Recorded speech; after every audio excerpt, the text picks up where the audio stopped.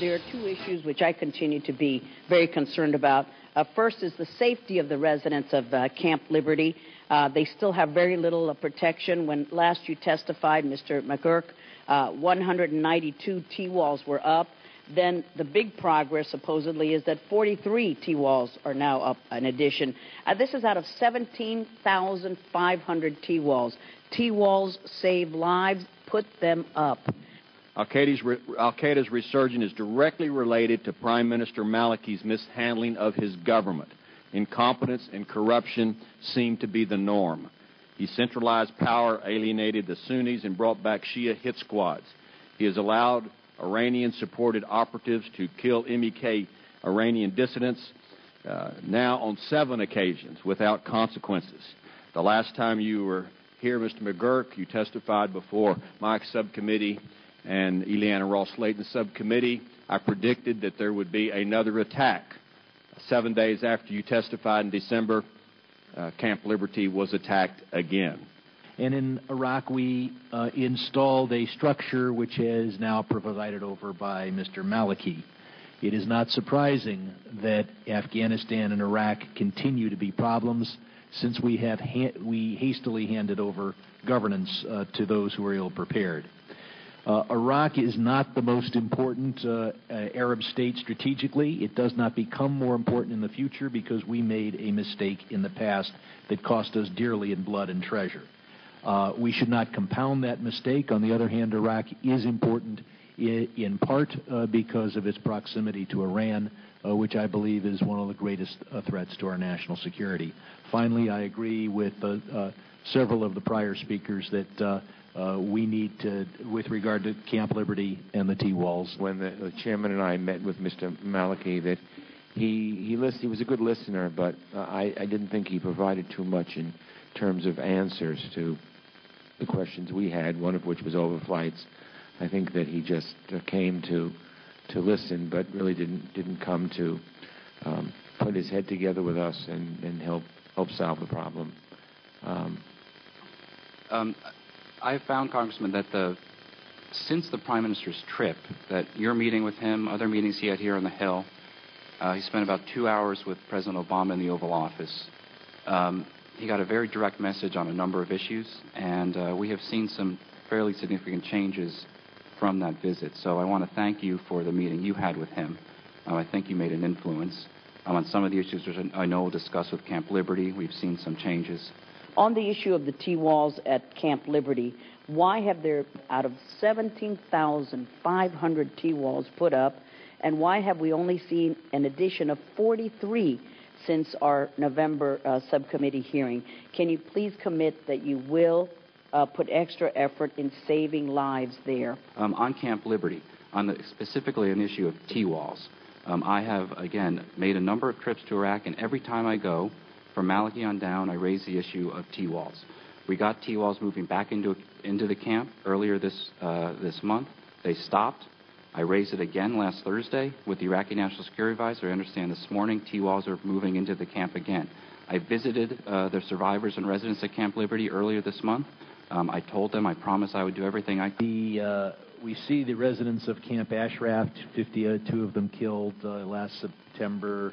In December, another 4 killed. The Secretary of State has appointed a special advisor on MEK resettlement. What is the status of protecting these folks while they're there and insisting that Iraq meet its legal obligations to do so, and finding homes for outside the region for some of the residents? As you said, Jonathan Weiner has been appointed to work this issue full-time as a senior advisor for MEK resettlement to find a safe, secure relocation for the residents of Camp Liberty. But while they're at Camp Liberty, the government of Iraq has an obligation to do everything it can to keep them safe. And that means T-walls, and that means protection, and that is something we raise constantly to make sure that they are getting as much protection as possible. You also mentioned some other notable developments, and there's finally some real international attention to this urgent humanitarian crisis. First, there's a UN-created resettlement fund. We have notified Congress for $1 million to put into that resettlement fund. When I was in Iraq last week on Tuesday, the Iraqi cabinet authorized $500,000 to be allocated to that resettlement fund. The United Nations has also appointed Jane Hall-Lute, full-time basis to focus on MEK resettlement. Mr. Chairman, and thank you for being here. You know, as the ties between Iraq and Iran, it seems to be getting closer. They signed a defense to have a defense treaty that supposedly they put together. I am concerned that maybe the safety of people at Camp Liberty, the Iraqis are not making the effort that they really need to secure these people. If I'm making an arms contract with or treaty with Iran, why would I be so intent on the safety of these people? Just in December, they keep firing rockets into this camp. So how sure are you that they're making the best possible effort to bring security to this camp? Congressman, the issue remains extremely difficult, and that is why we're trying to move as much protection into the camp as possible.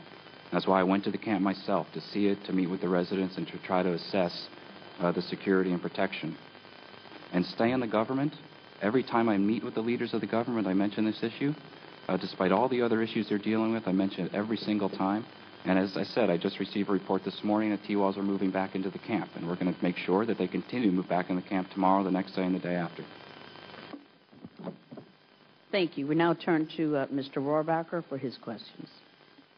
Thank you very much, and we're all impressed with your knowledge level. You're able to do this and from your memory, and we're impressed by that. I'm impressed by that.